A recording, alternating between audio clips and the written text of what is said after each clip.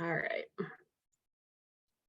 Okay, so for our discussion today, we were supposed to talk about the character that we identified with most. That was the first part of the discussion from the documentary, The Color of Fear.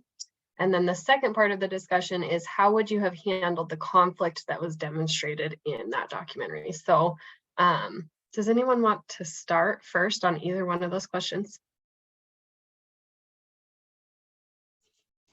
I don't mind. I can't think of the guy's name, but he was the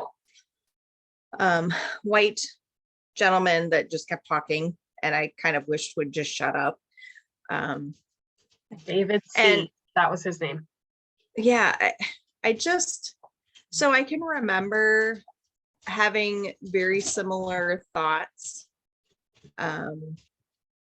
You know, I had just graduated from high school when the LA riots happened, and Rodney King was all over the news. And I very distinctly remember having some of those same thoughts and same ideas, why are we pigeonholing ourselves? Why are we saying that, we're white, we're black, we're, Asian, and I remember having those feelings and thinking why can't we just say that we're all kind of united in one frame of thinking, that we want to do better? And when I first watched the movie, I struggled initially because I'm like, well, at this point in history, this is so old, and so, I was afraid it was going to be really outdated and just not true to where we are now. And when they started talking about some of the historical perspective, some of the historical parts about their timeline, I was like, this really needs to be viewed from the lens of a historical documentary. Yeah. And that's what made it really profound for me, because I was able to start to connect where things were back in the early 90s and why my thinking was the same based on how I grew up. Right. and the experiences that I had compared to where we are now. And so it was really profound and very it continues to be very eye-opening for me, because that's something that I feel pretty strongly about, is trying to make sure that there's a way that we can all have equality. And I don't know how to do that, because I come from a world of privilege. And it's very humbling to know that and to say, well, but why don't we? Well, yeah, it's really easy for me to say, why don't we? Because I've never had to live in those shoes, and I can't even begin to fathom what that would be like. Yeah. So that was my connection. I loved that, Shelley. And I loved when you said when that one character, or that one gentleman, David, when he first started talking, I was like, this man is so racist and so awful. I'm gonna hate him so much. And I did it too. I started recognizing things that I have said or things that I've done, because I struggle, because I feel like people are people, and that's important to me. But I get that other people don't feel that way. I don't know. It's so muddled in my own brain sometimes, because I just feel, I'm religious, and so I feel very strongly that we are all God's children. And that is so hard for me to see other people demeaning people that are a different color than them. It's so hard for me. But as I watched the whole documentary, I really enjoyed it. I did not think I was going to, but there were parts in there that just, it was really good. And I'll share more later about that too. But I love that you said that. Sydney, go for it. I can tell. I can tell you're going. Okay, so I'm really happy that somebody else said that they could relate to David. His name's David. And because I found myself doing it. Like, I hated him at the beginning as well. And then towards the end, I was like, oh crap. Because what I found myself doing during the movie is I had these post-it notes, because as we would go through, like, we were like a half hour in before we found out the first name of somebody. And so I would write down their name, and then I would write down like who they were. Okay, guy in purple shirt. And then I would write them down by ethnicity. Mhm. And then I felt bad. I was like, why am I identifying them by their ethnicity? Of like, why is that how I'm gonna visually identify them? And then I felt bad because I was like, well, shouldn't we all be the same? And then but then it's like, we don't call them all the same, because then that's discrediting their individuality and their culture. Like I is it the younger, I believe his name was also David. Uh-huh. He was upset at because at the beginning of the film he said that he was just American. Yeah. And then when other David was like, well, I love that. And then he was like, no, you don't understand why I'm saying that. I'm saying that because I'm trying to defeat the white supremacy. But the other guy thought it was, you're trying to be equal with me. I got really confused at that part, because I was like, yes, equality, like that's what we want, isn't it? And then he was like, no, I want you to realize that you're a problem. And just that whole thing threw me for a loop, and it still throws me for a loop, and I don't even know how to say what I'm trying to say. But like I didn't know if he was trying to call himself equal or call himself apart. Mhm. And for me, I was like, because he was like, I'm American, but no, I'm proud Chinese. And like, to me, I didn't know, okay, are we supposed to make the distinction, or are we supposed to eradicate the distinction? And it was really confusing for me of like, which one's right. And I still don't know, if that makes sense. But I love everybody equally. So I feel as ignorant as David, because I love everybody equally. I see everybody equally, but I'm not as ignorant, because I know that we are treated differently than Yeah. them as ethnic groups. So, I mean, I know that that is there, and he didn't, so I know I'm not like him exactly, but there's definitely blinders up for us for sure. Okay, I'm done.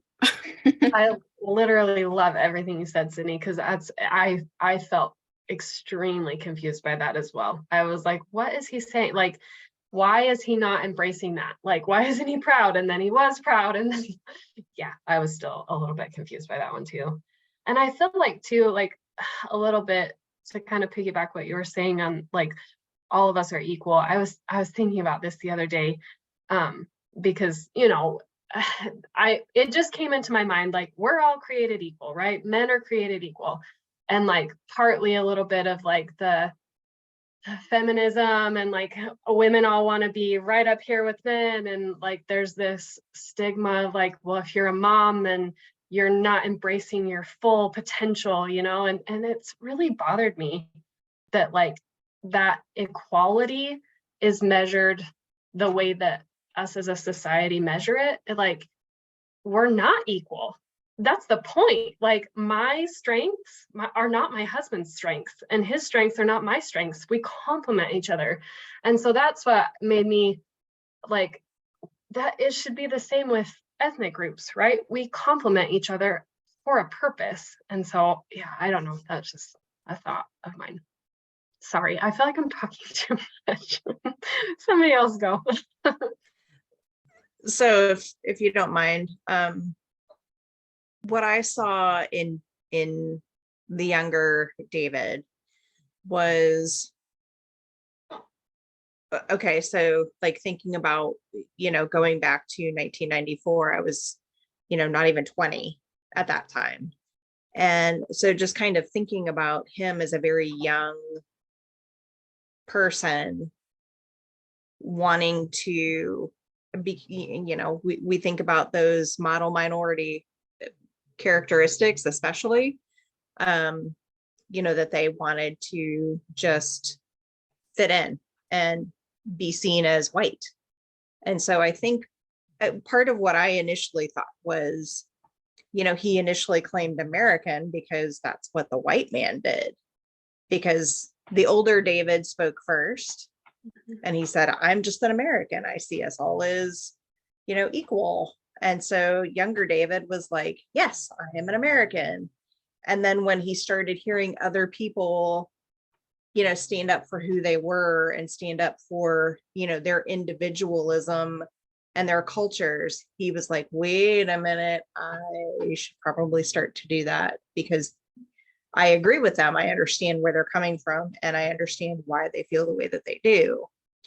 But just to be empowered at such a young age, to be able to speak that and be vulnerable in that moment to say, no, I'm Chinese, I'm not American, even though that's maybe how I was raised to feel. So that was kind of like the lens that I was viewing younger David from. I don't know if that makes sense, but that was my take on him. It does. And I like that you said it that way, because I feel like that, I don't know about you, Sydney, I feel like that brought some clarity. Like that makes sense why he did it that way. Absolutely. And I didn't even notice that. So Shelley, I'm happy you pointed out, I didn't even realize that older David started with I'm an American. Honestly, I don't know if I just tuned him out at the beginning because I was upset with him or what, but I did not make that connection. I did not notice he said that. So I mean, that does make a lot more sense of why he would have answered that way. So I'm glad you brought that up. Yeah, me too. Because even his like a little older David's body language even was very like, I mean, he seemed very relaxed. Like he was like slouched down in his chair, very like open. Like it was like almost like, I don't know how to explain it. Like it made me nervous almost, like, because he was like in a position of power almost, it felt like. So I agree, Shelley. Anybody else? Something that I wrote down was from, I think his name was Victor. Racism is not a people of color problem. And I thought that was really interesting because it's like, it kind of tricks your mind a little bit. Because like saying it's not their fault, but David Lee was saying like, well, why don't you guys just join like how you want to be seen, like just do it then. And he's like, we can't, like it's not like that. So I thought that was a really powerful line that Victor said. And I agree with what you guys were also saying about the younger David. First of all, there were too many Davids in this video. I was getting so confused. But yes, I'll pass on to the next person. I love that, Nicole. Thank you. Yeah, kind of to piggyback off that too. Like I really liked how the group leader, because there was that conflict kind of between Victor and David. How I wrote the questions down, like when he was talking about like how come you can't like accept that this is like his experiences are valid, and he said, what's keeping you from believing that this is happening to him, and what would that mean if that really did happen? And I think that was like a really good like breaking point for David to understand too, that like if that were to happen, like that would just be like, if that was real, that would be such an awful way to live. And sometimes like I think about that too. And like when Shelley said, I come from a life of privilege too. And so I know back in my days, I thought more like David, and, you know, kind of just like couldn't wrap my head around that like things like that were happening, when in fact like they really are. And just because that's not happening to me doesn't mean that that's not happening to other people. And I think sometimes that can be the problem too, is like, you know, we just kind of brush it off as like, oh, that wouldn't happen to me, so that there's no way that would happen to you. But yeah, like coming from like that view of privilege, and realizing that like their experiences are valid, and like that's happening to them, and what like my culture and my race has contributed to that. And it kind of like, it made me sad. Like I really liked the video, but it really just did make me feel for the people of color and like what they go through. And it just made me sad. Me too. I was even thinking, I'm going to stop the recording really quick because we're